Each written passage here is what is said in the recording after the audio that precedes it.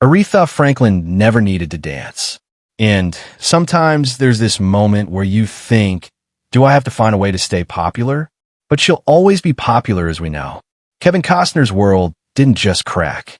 It broke into pieces. And the reason would leave you without words.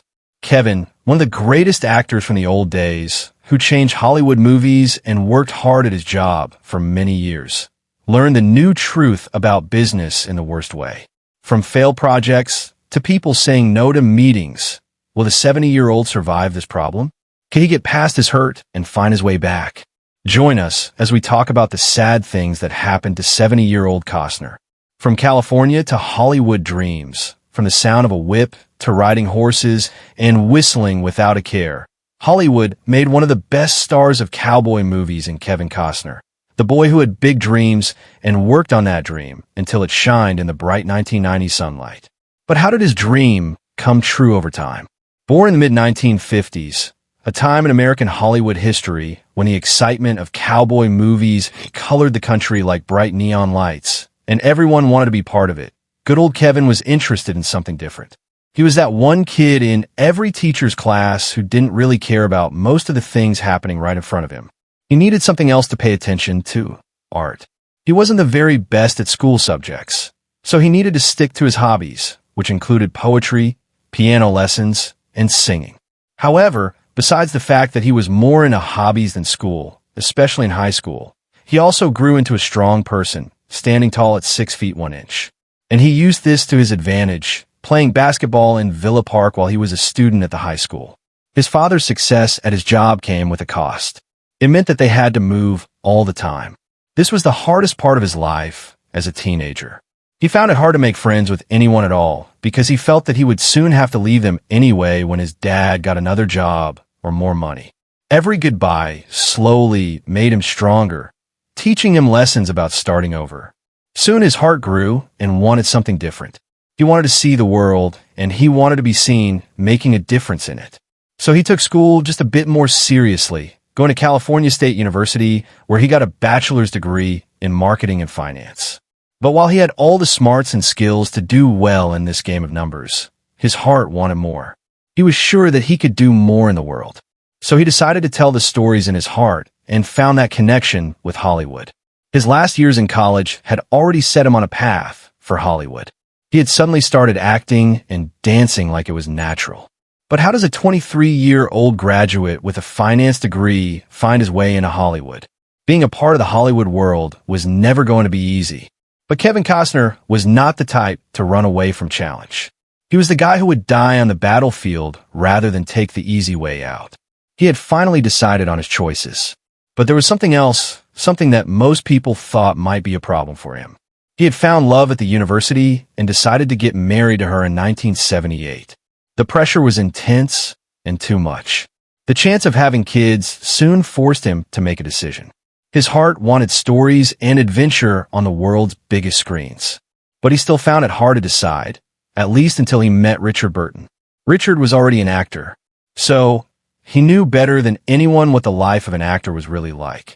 While Kevin thought about the idea in his mind, he needed that little bit of push in the right direction. And that is exactly what Richard Burton gave him. Richard's words meant so much to him, and he finally chose to walk the path that would lead him right to Hollywood fame. Being on that stage needed more than half-sure confidence in movies you saw as a kid. It needed hard work, time, and the confidence to get in a room with directors and producers and share your ideas. Soon, Kevin quit his job in marketing and finance, and he followed his dreams without holding back.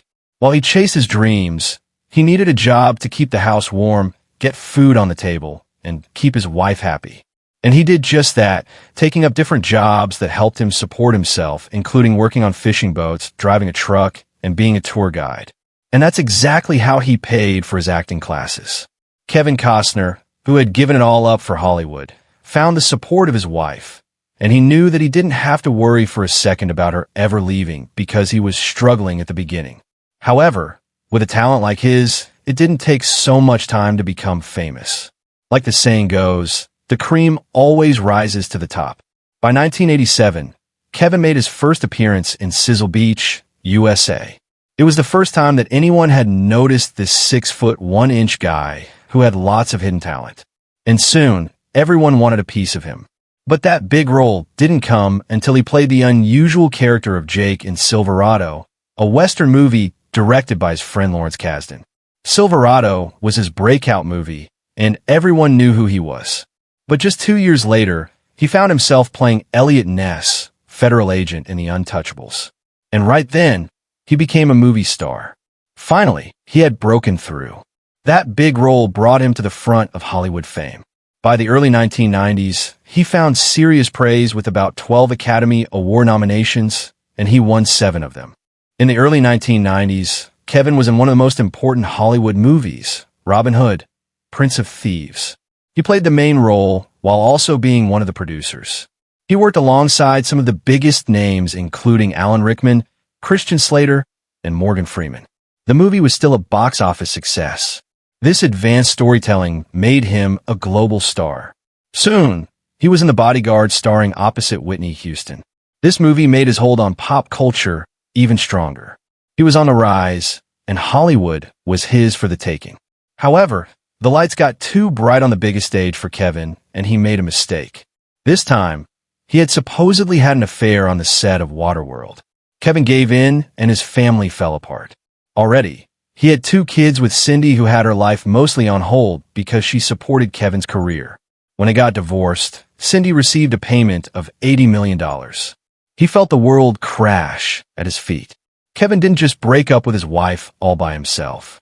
He was in the middle of a dream project in the late 1980s, specifically 1988. He had an idea for a movie called Horizon that could change the way stories were told in Hollywood. But for some reason, he was never able to get the money that he needed for the project. Kevin pushed on the project for ages and looked for sponsorship deals. However, he failed. So he let it go, knowing that he couldn't get the project done at the time. Kevin was a stand-up guy, the type who would not get into Hollywood politics. Kevin, who chose to bet on himself and his ideas, put millions of dollars into some of the biggest movies, but they failed hard and he took heavy money losses. However, he still held on to Horizon strongly. So he went to the Walt Disney Company. He wanted to star in a huge project with serious box office success. So he came to Disney after he was in Dances with Wolves. At the time, Kevin was the talk of Hollywood. And to his surprise, Disney bought his pitch. They worked on a movie together, Open Range, which was successful. However, Walt Disney decided to call Kevin's bluff. Even though they fell in love with the story and already had a broad agreement with Kevin Costner, they had a $5 million difference. But Kevin wasn't just some genius with a script. He was a man made in the fire of never giving up. So he stuck to his guns and took the movie off the table. Having faced defeat with Walt Disney, he sat on the project for over 2 decades. Kevin didn't want to be played like a fool. Costner played Devil Anse Hatfield in the miniseries Hatfields and McCoys, which first showed in 2012, pulling a record 13.9 million viewers. His role shot his career up again. In 2013, he won awards. His name and talents were the safety net that he gambled on. Soon he brought back the idea of making Horizon again. So in partnership with Paramount Pictures, he came up with Yellowstone. The series first showed in 2018. The series lasted 5 seasons with 53 memorable episodes. Although the show ended in 2024, Kevin Costner was cooking up a massive side project. And just as expected, it was Horizon again. Yellowstone was his first ever regular series. So, in August 2022, he announced that he was beginning production of Horizon, an American saga. Costner's fan base went crazy. The hype was there, and all he had to do was deliver a massive project. However, beneath that applause was the huge weight of pressure resting heavily on the shoulders of the 70-year-old. Kevin Costner was in a hurry to deliver. He planned that Horizon was to be divided into 4 films with each just under 3 hours in length. The filming of the first part was finished after 220 days, but out of respect for Yellowstone, he held on to the already filmed project and then released it in 2024. As expected, Horizon had a serious turnout with many who had waited for the release. However, many left with disappointment on their faces as the movie didn't meet their expectations. It was considered a box office flop. This was not a regular pain for an aging man. It was a dagger to the heart, seeing everything he worked for nearly going down the drain. However, Kevin was not the type to give up. Following the hard flop of the first one, he pressed on with Horizon Chapter 2. He chose not to release it to the theaters and instead premiered it at the Venice International Film Festival. And surprisingly, he got the same terrible review. Horizon Chapter 2 remains in production purgatory, and no one can really tell if Kevin Costner still feels the need to release the movie or simply let the sleeping dogs lie.